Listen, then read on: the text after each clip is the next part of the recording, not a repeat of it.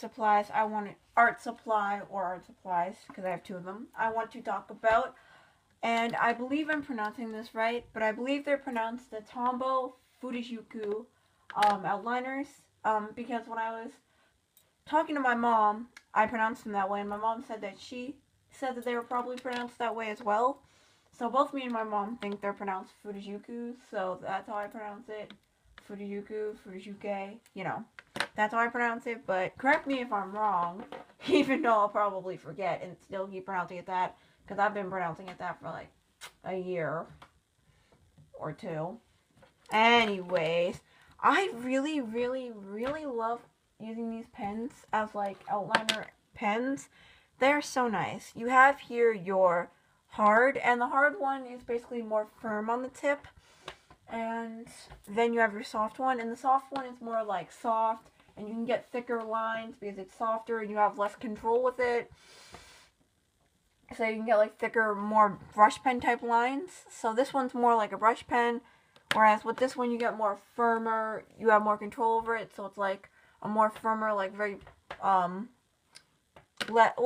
they're both brush pens, but this one's just like a more firmer brush pen. When I find that like actual brush pens with the brush on them end up having less control and stuff, like these ones. So yeah, and I have actually in my sketchbook, I can show you some examples of where I've used these to outline.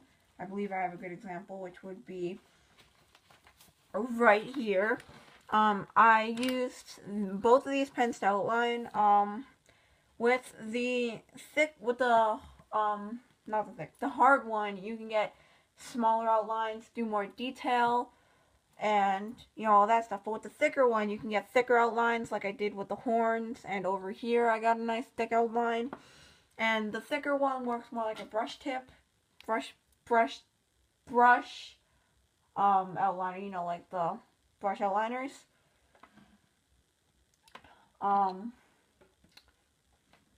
Yeah, they're like the brush pens, except it doesn't have a brush tip, and, well, none of them do, but this one works more like a brush tip.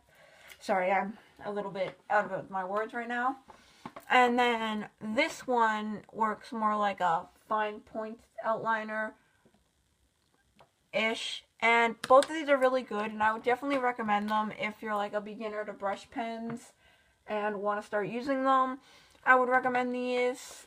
Definitely, because they're like a great starting point, and I use these a lot to outline. I don't know what it is, but they're just so nice for outlines. I really don't know what it is about these pens, but I can honestly not recommend these pens enough with good justification. Like, you should get these, especially if you've kind of been on the edge about buying brush pens and wanted to like test the waters. I think these are good testing, but also I think even if you've already used brush pens a lot and stuff, they're still really great. Like, whether or not you're a beginner with brush pens or you don't even care about brush pens, they're great.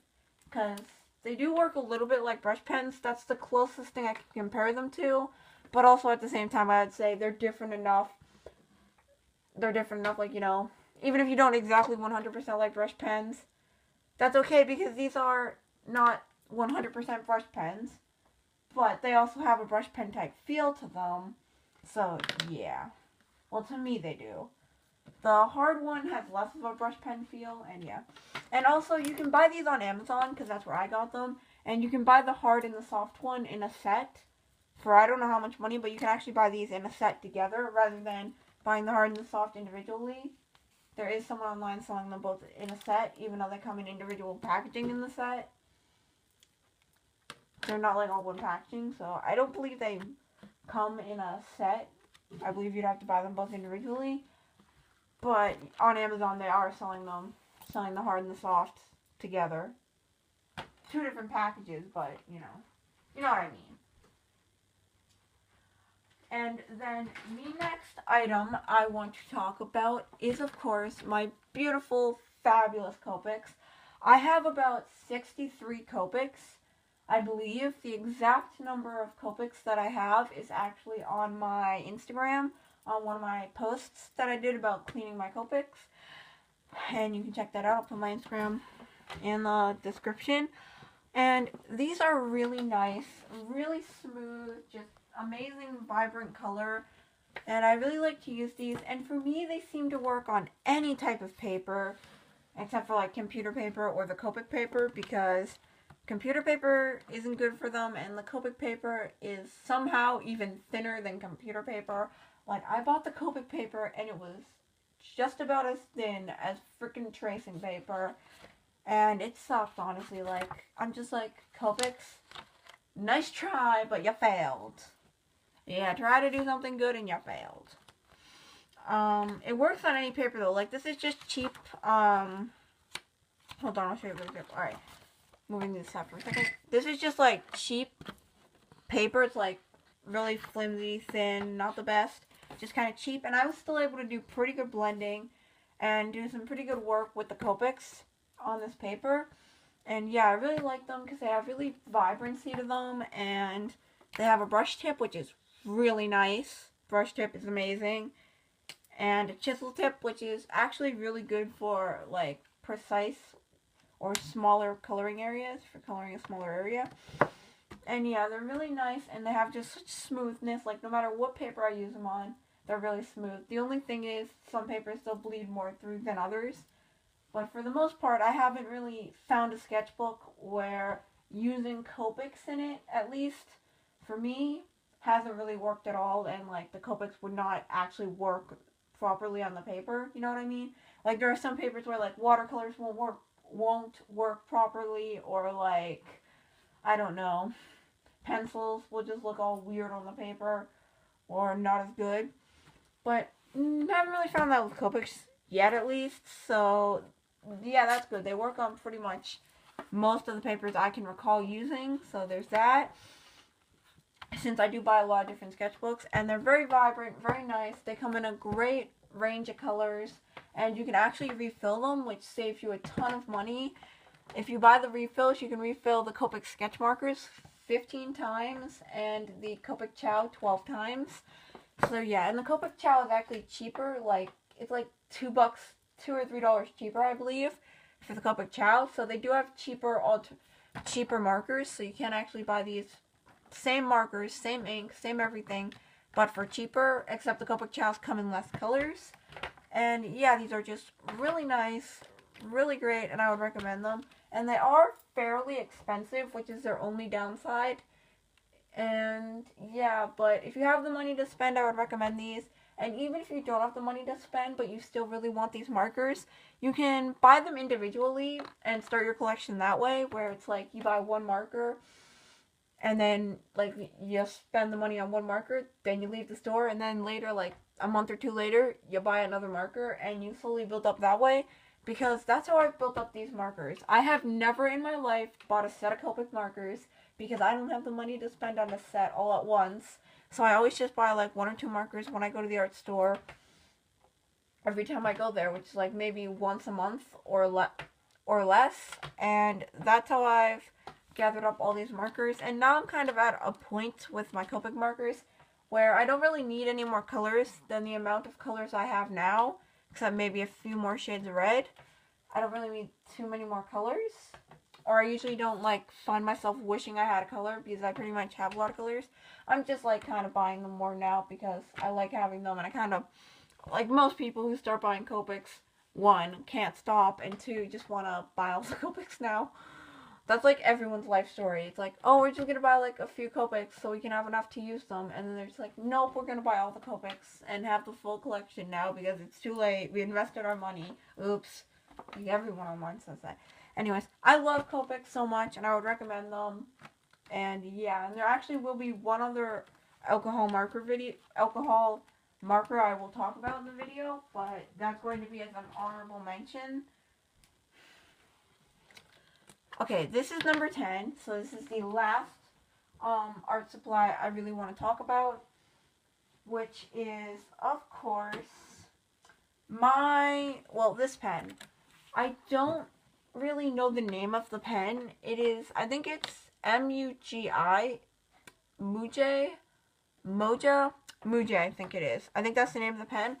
I am going to put the name in the description because I'm probably not pronouncing that right. It's a Japanese pen, and I might have gotten the name wrong because earlier today I was checking my Amazon orders, and I had bought this on Amazon, so it was in my recently bought items thing, because I bought this on Amazon like, I want to say beginning of this year, but I don't buy stuff on Amazon that much, maybe only 3 times a year, so that's why it was still in the recently bought thing, because that.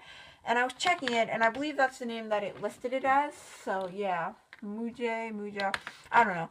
But this pen is really nice, like really, really nice, and I like to use this pen to outline words, and it's really nice for writing. It is in 07, and it comes in blue, but they also have it in black, and a few other colors, I actually think. And it is comparable to the original Jelly Roll gel pens with the tip, with the tip, if you compare them, the tips are the same, except the Jelly Roll gel pen tip is slightly pointier than the Muja tip. Slightly sharper. But I really like to use this for outlining words and things. Like if I have words and I'm going to outline them, I'll usually pull out this pen because it is really nice for writing words. So that's what I mostly use it for, outlining words and sketches and stuff. I'll show you what it looks like because it's really nice for outlining words. It's just like a really nice thin one, and I actually saw my friend using one of these, and I was just like, oh, it's a Japanese pen, I've never seen that before, my friend using it. And then I decided to buy some on Amazon. And they're really nice. I mostly like to use them for outlining words, but I think that I like them because they're really good for outlining words. And usually I can't really find like a good outliner that I can use specifically for words, because I don't know, I feel like this is the perfect thickness. I don't know. Maybe it's just me, but I just really like these pens for outlining words, and overall I like the thickness point on them, and the ink quality is pretty good. The only thing is, sometimes they can be like a ballpoint pen and kind of spaz a little bit when you use them. But overall, I still like using them. And yeah, I liked them enough to include them. Plus, I figured they were more obscure, and I never really hear people talk about these as an art supply. So I wanted to include them on the main list for that reason as well. Plus, it's not often that I like can say, oh, I have an art pen that's really good for word outlining. Like, no, usually it's like not often I can say that.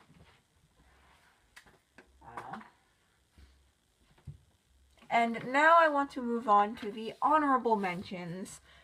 The first honorable mention I want to include is actually my Winsor & Newton inks. The reasons these are honorable mentions, the Winsor & Newton inks, and not on the main list of 10 art supplies I use the most / enjoy, isn't because I don't enjoy them, but it's actually because I don't think I use them enough to justify putting them on the main list.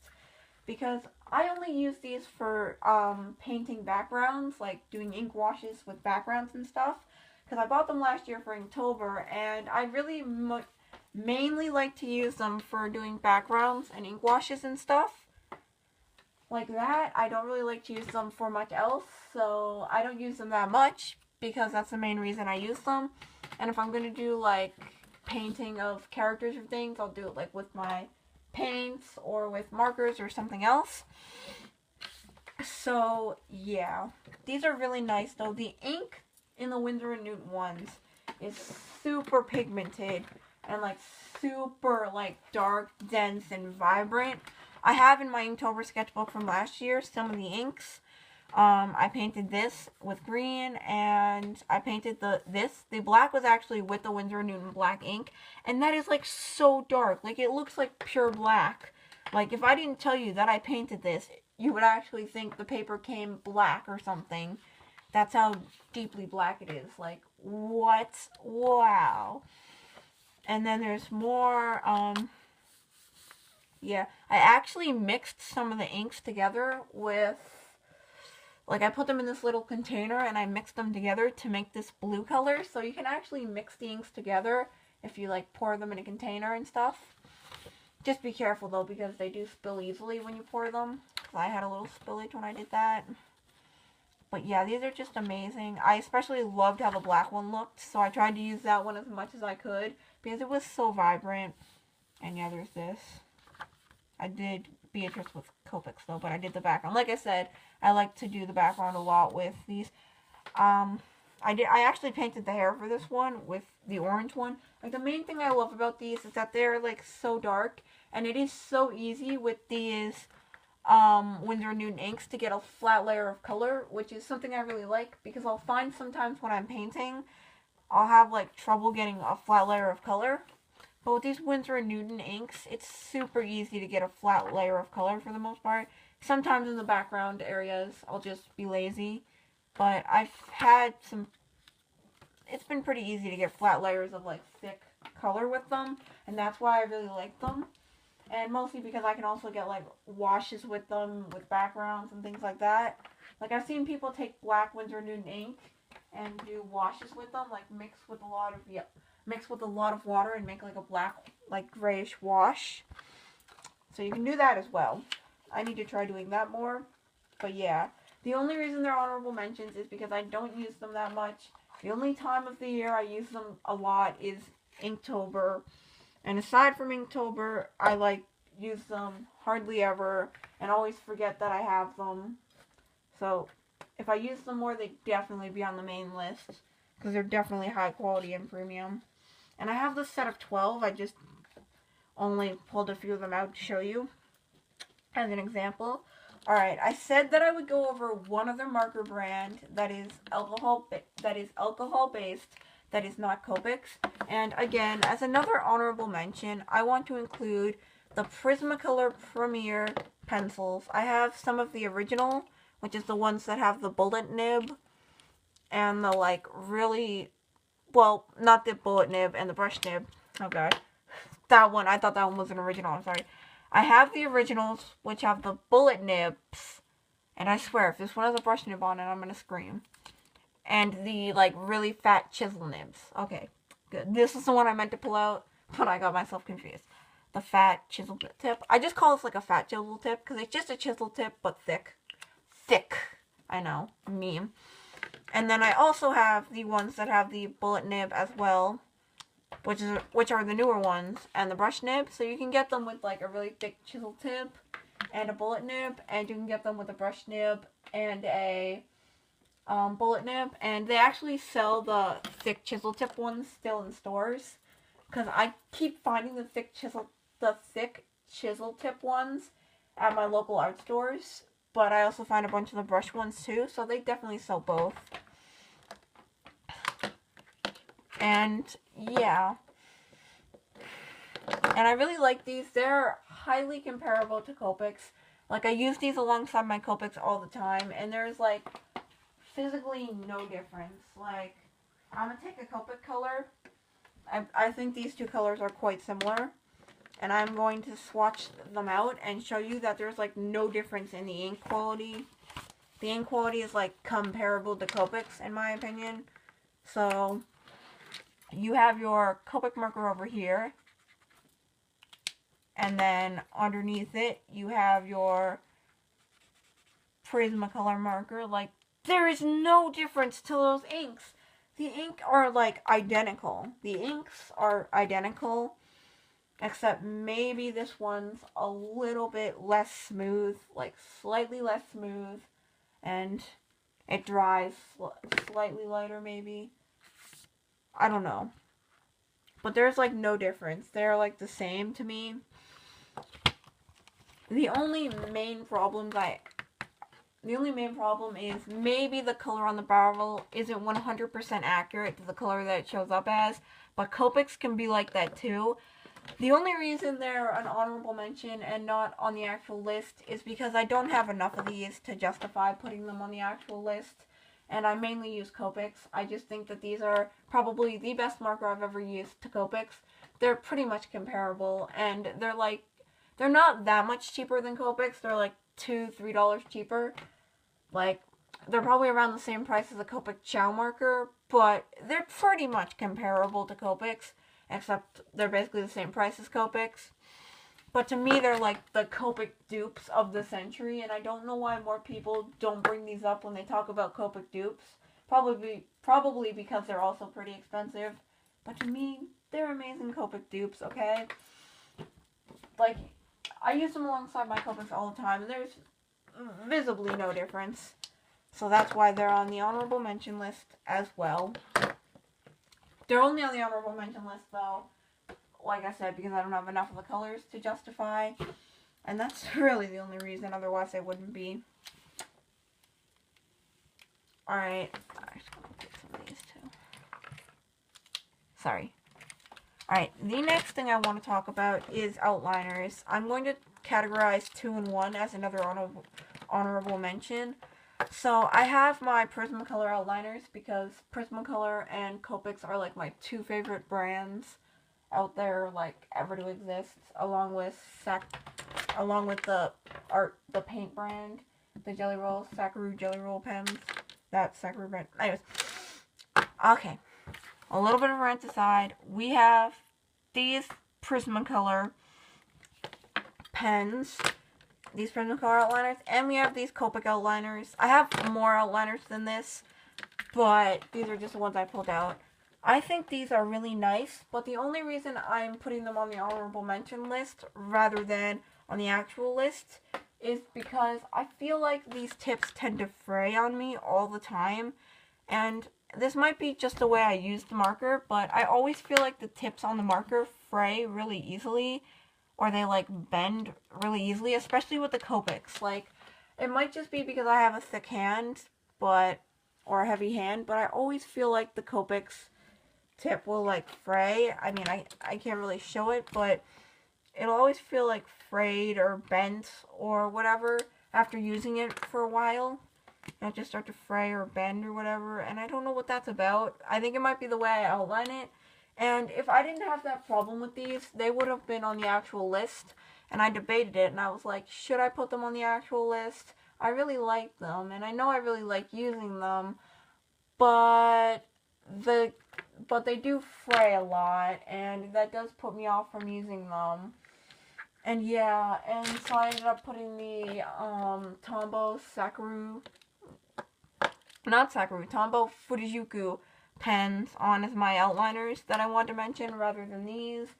Just because the tips do fray on me, and I don't know what that's about. But otherwise, they're really great, and I'm putting them on the honorable mention just because I do use these quite a lot too. If I don't have my Tombow Fujijuku pens on me, or if I just want a really thin outline. And the last thing I want to talk about is my Pentel Pocket Brush Pen. I'm putting this on the list because on the honorable mention list, because I don't use it enough to justify it going on the main list, and I mostly only use it for really thick outlines, because I have a really hard time the way I outline getting a really like thin tip with this, or getting a really thin line. I should have said thin line. Getting a really thin line with this. So usually I only use it for getting really thick lines, or for doing like really ish lettering. So yeah, or for coloring in big black areas. So yeah, but I really like using it. I'm just not skilled enough using it to be using it enough to, use it on a regular basis. And if I was more skilled with it, I'd probably use it much more. But yeah, also I find that the tips on these pens tend to fray. That might just be me. I always fray tips on things. I really think the fraying of all the tips on my outliners has something to do with the way I outline. Just like how I can't get really thin lines when it comes to using these pens. But they're really great, and if I could probably get better at using this, I'd probably use it more on a daily basis. But yeah, it's really good, and I've used it quite a bit in the past, and I enjoy using it for really thick variations and lines, because I can get really thick lines with this. And yeah, and those are all the art supplies I want to go over in this video, and maybe later in the future I'll do more videos like this where I'll like randomly talk about one art supply that I really found out about that I really like and just want to mention in a video and stuff like that. But I hope you enjoyed this video, and I'm sorry that I had to upload it in 3 parts sporadically throughout the day, and this one's probably going to be uploaded really late. But I hope you enjoyed the video anyway, and if you haven't already seen part 1 and 2, you definitely should go check them out, even though they're quite long, because I'm the rambliest person on this side of the planet. And if you come to my live streams, or if you know me in general, you know I ramble. you've ever had a decent conversation with me, you know rambling is part of me, like I'm rambling right now. Anyways, I hope you enjoyed this video. Don't forget to like, comment, and subscribe. And if you have any art supplies you want to mention in this video, put them in the comments below. Bye!